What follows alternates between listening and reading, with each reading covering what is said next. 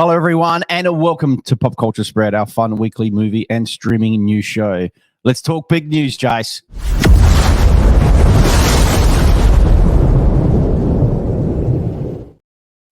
Keanu Reeves joins Sonic 3 as Shadow. Wow, this has come out of nowhere.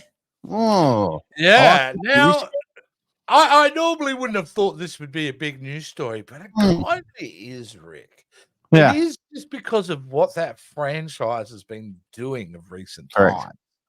When I first read it, I went, yep, so another actor joins another film. But what they've been really good at, this Sonic series, is casting the right voice talent. Yeah. Idris Elba, who plays Knuckles, that new streaming Correct. show on Paramount Plus, he's phenomenally good as that character. Yeah. In fact, that whole show works when he's on screen. The moment he's not on screen, Idris, the show's awful. I'm just putting Wow. But Okay. it's made for really young kids. It's not made for, like, the films are made as family films. Like, mum and dad can get enjoyment out of Sonic the Hedgehog 1 and 2 as much as the young kids. So the fact that they're going for big name talent like Keanu to do a voice is smart. Rick, this thing has been making more money than I think a lot of people realize. I mean, in the cinema alone, let's have a look at Box Office Mojo for Sonic the Hedgehog 1. Look at that. Worldwide, it grossed $319 million. This is only at the cinema. Let's not talk about all the money they would have made from streaming rights and sell-through DVDs, Blu-rays. Then you move on to Sonic the Hedgehog 2, which makes even more money at $409 million dollars. At the box office, which is, again, phenomenal. So between the two, theatrically, they've made nearly $800 million, and let alone all the other ancillary money where they would have made for that, and marketing. And sorry, the merchandise. Yeah. Like, it's incredible. This thing is a Goliath. And they know. Yeah, and like, they've got a Knuckles series out, a 6-part, it's like a 3-hour movie, you know, on their streaming services. And this movie's coming out in December. Yeah. So it's pretty nuts. And I think what you're going to see is this is also an indicator on, I think, the future of franchises. They're not the first to do it, but I certainly think they're repeating the pattern of, Rick, films and television almost being cross-platform. So you get your film at the cinema, then you get your spin-off series on your streaming service. It's definitely leading towards that. I mean, they would not hire a high-end actor like Keanu and then not do a spin-off. They did that with Erdra. He did well, and then they did Knuckles spin-off. It's going to go in that direction. You can I would suggest 100%. Yeah, I would suggest that you're probably right, Rick. They'll go down that pathway, but they're not alone. A lot of big franchises are doing it to some degrees of success, some not. I mean, look at the Batman. That gets a spin-off series this year. It's a Penguin, doesn't it? Penguin. That's right. And Dune's getting a spin-off series about the Bene Gesserit that comes out on Max later in the year. So it's definitely going to be a new way of kind of storytelling, you know. But yeah, look, Sonic works at a family level, and if I was Nintendo, I'd be looking at how they're handling it and really start to gear up the Nintendo properties for making big. I mean, look at Super Mario Brothers made over $1 billion, so that'll be next. You'll start to see them, but no, there hasn't been one bad video game adaptation movie recently. Like, you know what I mean? They've been really there hasn't they're making money, and they know. I mean, people would say the Halo TV series. Some would say that's been bad, but Sonic 1 and Sonic 2 are up there. That Detective Pikachu, Sonic the Hedgehog, Detective Pikachu, were the first two, I believe, in the new revolution of video game adaptations, because they got it right. And then since then on TV, we've had Fallout, we've had Last of Us, we've had Halo, whether you like it or not. We're starting to really push into this world, and Sonic could have been easily a throwaway B-grade movie that came and went. Started off bad though. when the design of Sonic came out and they people went mental over it, how bad, and rightfully so. And they changed it, and it worked. So they listened to the fans, they changed, and it's making money. Well, what they obviously had right from the beginning, Rick, was a funny script, because really it is Sonic and Jim Carrey that carry those two movies. So, oh yeah, for sure, 100%. Yeah, fantastic. All right, mate. Let's move on to another franchise. It's 28 years later.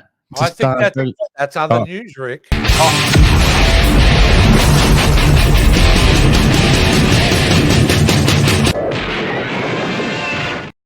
Jumping the gun, Jay. Sorry, mate. Jumping the gun.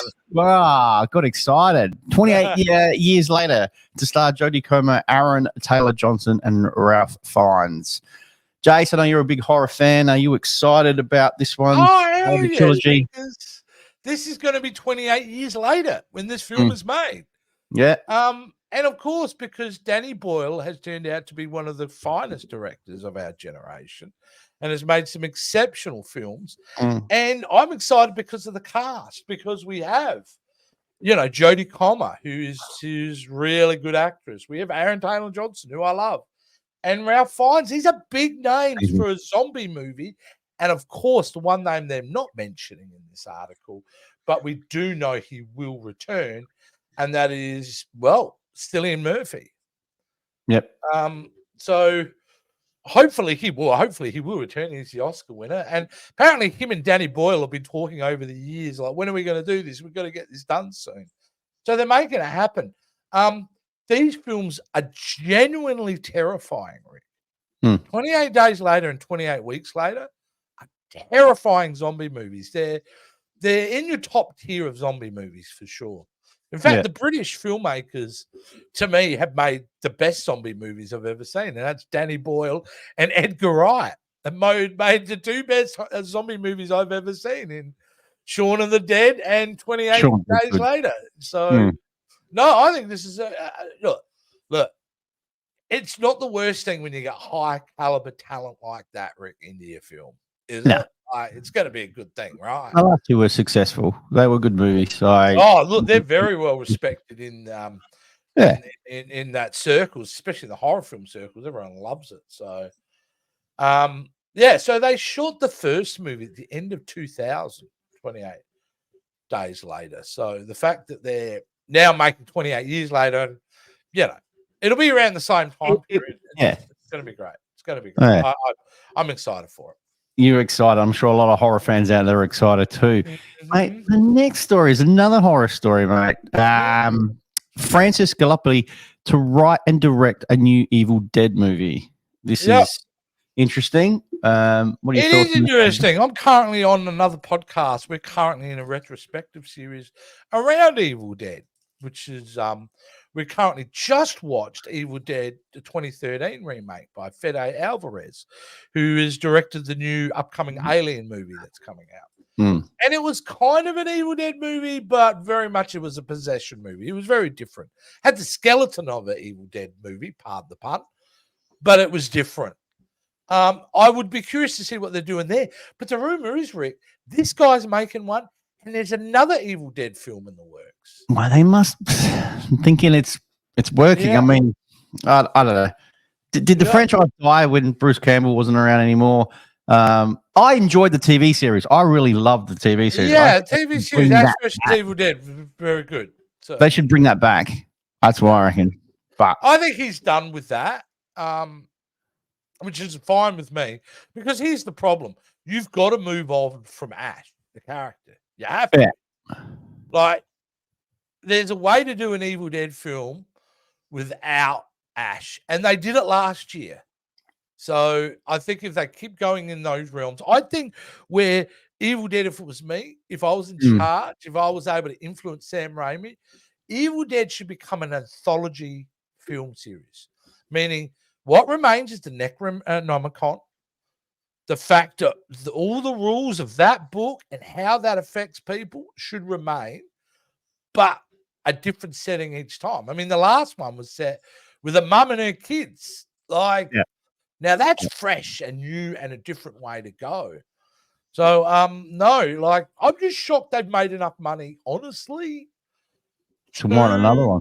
2 more. I think it was Evil Dead Rise that did that for them. I think that was such a hit that now, and this guy's only done one other film who they've hired, and apparently the film's good. I haven't seen it, called Last Stop in Yuma County, but very, very well respected. And Sam Raimi's all on board. He handpicked this director. So to see that we're going to get another Evil Dead film, another 2. Another 2 for a franchise, Rick, that is 45 years old. Wow. There you go. It's still along. Clearly they see something in it. So money. Money. Yeah. But they do works or not, who knows? There is space for it to shine though, Rick. Like I said, you have a book that raises the dead. Put that book anywhere. Put it in a public library. Put it in an old folks home. Put it in. You could throw that book into any environment and write a really fun, scary movie around it. So that's why I reckon they're at it. It's like, we can do anything with this book. You know what I mean? You can literally put it in the space station if you wanted to. So, yeah, sky's the limit. Interesting. Well, we'll see what comes out of it. All right, mate, Jace, this next story, I don't have hopes for it. Kraven the Hunter released to pushed to December while Karate Kid jumps to 2025. This is we knew something like this was going to happen with Kraven. Oh, this is Sony is shuffling, mate. It's shuffling. Sony, mate. And there must be a reason behind it. I mean, is there a reason behind it? Probably what's coming up against it is probably the reason generally why these move. I think it's smart to move Kraven to a December 13 release because if it is good, if they have pulled off a miracle, it'll do well at that time of year. Though, Morbius and Madam Web has burnt everybody. So of course they have. We're not super interested in this at this point, but maybe it's good. Moving Karate Kid movie is more interesting story in this one, because they've moved that to May 30th, 2025. Like, they're thinking this Karate Kid is a summer blockbuster. Which will be. And I'm going, will it though? Will it? Well, I mean, everybody's loved Cobra Kai, but is it enough to drag people into the cinema? Well, I think so. Well, Kraven's definitely not. Karate Kid was only ever a mid-hit at the cinema when it was released back in 1984. It built the reputation because it played on cable constantly and it was in our video stores. So I think this is Sony, and they're guilty of this a lot, overestimating their IP. And I think they do that. I think they thought they have the Spider-Man universe. It is an excuse to print money, and they have failed. Yeah, they're failed. Printing money and losing money very fast. I don't know why they keep continuing doing what they're doing. Why do they think they can just? Well, that's the only thing they've kind of got, and with that, and obviously Spider-Man as well, as we reported last week that Tom Holland came out and said, look, this is the first time ever in a film where he's been able to be at the beginning of development, and that's for Spider-Man 4. So I don't know. I don't know what Sony's doing. The big rumor around Sony at the moment is they're looking to buy out Paramount. So we could see a massive shuffle in the next few weeks if that deal goes through. Because if Sony buy Paramount, everything changes. Everything changes. So, be really interesting to see what they do. But I just don't think Karate Kid is. So you wouldn't go to the movies? You would go to the movies? Would you go to the movies and see it? It is dependent on trailers. They have to show me something beyond what I've already seen for me to go, Now, they have got my interest up because I feel like they're colliding worlds. They're doing the remake of the 2011 Karate Kid with Jackie Chan. Was fantastic, far as I'm concerned. I think that's a good movie. I think that was as good as the first Karate Kid movie in '84. So the fact that they're kind of bringing those two universes together does interest me a little bit. But we'll see what they do, because Cobra Kai was fantastic. And what are you doing with Danny at this point now? With Daniel Russo has gone, we've seen most of his life play out. What happens next? Yeah. Kill him off. Kill him off. Kill him off. You just kill him all off. That would be awesome. Imagine that's the twist. You're watching the movie and halfway through you go, holy shit, they just killed Daniel Russo. That would be a film that would get you interested. That would be a huge decision to make. And Craven, I'm definitely 100% not going to the cinemas to watch this. There's been one trailer. The footage I have seen, Rick, did look okay. And I'm not saying I won't go just because been burnt twice. Like with the Spider-Man films. And I honestly will be real. I'm just going to put it out there. I think people overrate the Venom's films as well. I think people think they're a lot better than they actually are. Tom Hardy's the only reason those films work. Number 2 is pretty bad. Two is terrible. So there you go. Sony don't know what they're doing. So yeah, you won't get me into the cinema, but you never know. It may be good. It might get me to go. Dude, we have to go see it. Have you seen Madam Web? I haven't seen it. Oh, you have seen it? Yeah, I watched it about a week and a half ago. Yeah. Yeah, it was like watching the back of a cereal box. It really is. How it was described to me is 100% accurate of how the film plays out. It is just a waste of time. It is just filler. It's like they wanted to make one movie and then halfway through they completely changed the direction. It's just dumb. Yeah. Let's have a superhero film where we promote them as superheroes, yet we don't get them as superheroes. So a flashback scene.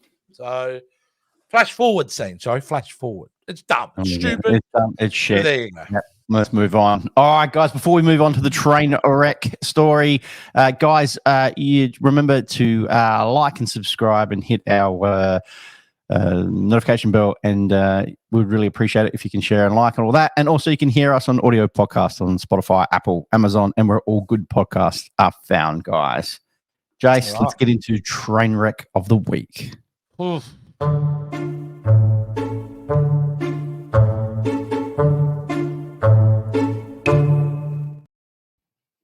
Jace, who's made today's you ready train wreck? for this one, mate? This is one for you, buddy. This is for you. Pauly Shaw was up all night crying, Rick, after Richard Simmons' latest disapproval of his biopic. So, if you're not aware, this is Pauly Shaw. If you're younger than 30, this is Pauly Shaw. He had a moment in the 90s. He made some kind of funny films. Biodome, Encino Man. Yep. In the Army Now. There's a bunch of them. But he went away. He was kind of cancelled by the community. We loved him and then hated him. So he got pushed aside. And then over the decades, he's always been in the comedy scene. His mother ran and owned the comedy club in LA, like the biggest comedy club there is. And, he's been heavily involved in that. And it came up about him playing Richard Simmons. And look at this picture, Rick. He fucking looks like him. He looks like him. Amazing. Now, the question is, does Pauly Shaw have the acting chops to pull it off?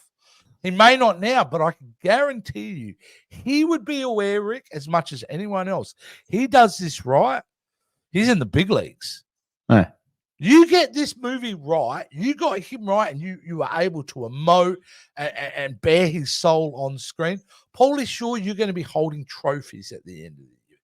Because there's nothing more that Hollywood loves is a good comeback story. Yeah. So, but he's a bit deflated because the one man who doesn't want it made is Richard Simmons himself. And this is the tweet. I do not approve this movie. I am talks with major studios to create my own biopic with help. Wait for this movie. And then, Pauly Shaw's a bit upset. I was up all night crying because of Richard Simmons' tweet. Richard, how do you not approve of this movie? I mean, really, who's better to play you in a movie than me? Leonardo DiCaprio is not going to play you. Brad Pitt's not going to play you.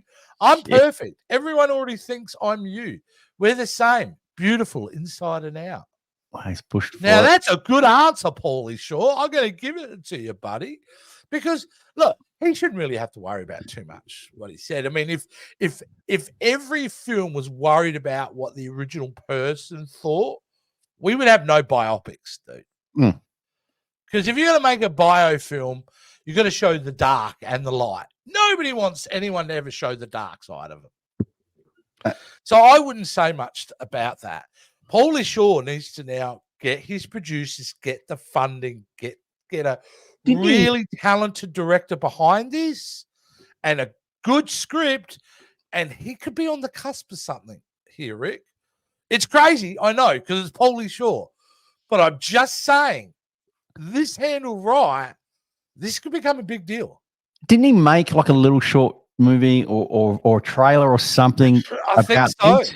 Yeah, I haven't seen it, and mate, spot on. Like if you know, like I said, I'm sure he would be going to an acting coach to really try to pull out everything, because he hasn't been on screen in a significant way for 20-something years.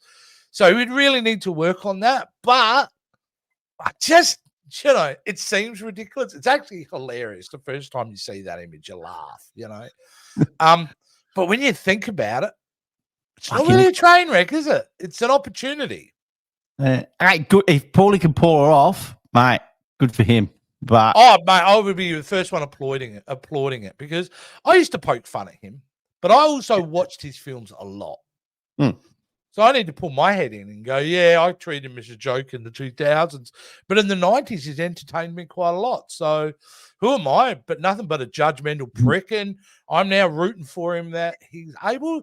Look, even if this film falls apart, I think the guy deserves a little bit of a respite, a little bit of a comeback somehow.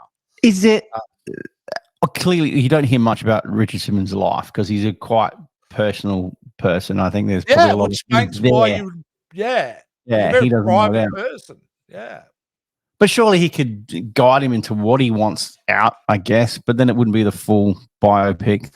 So it's a tough one. It's a tough one. It is a tough one. It'd be good to see. He would probably want a kind of a gooey biography, But who would pick it up? But who would pick it up? What you want to see is this is a guy who's outwardly gay in a time where it was frowned upon. He would have been, he would have been treated awfully. I have no doubt with the industry. And he also was extremely empathetic. He loved people no matter what their size was for who they were on the inside. Yeah. He did that on television every day, broadcast to millions of housewives who were feeling insecure and all that. And he brought them home.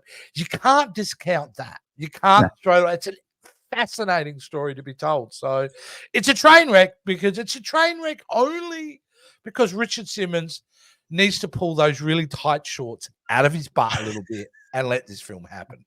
Make it happen, Richard. If he's watching, make it happen. Awesome. Great train wreck, Jace. All right, that about wraps it up for the week, buddy.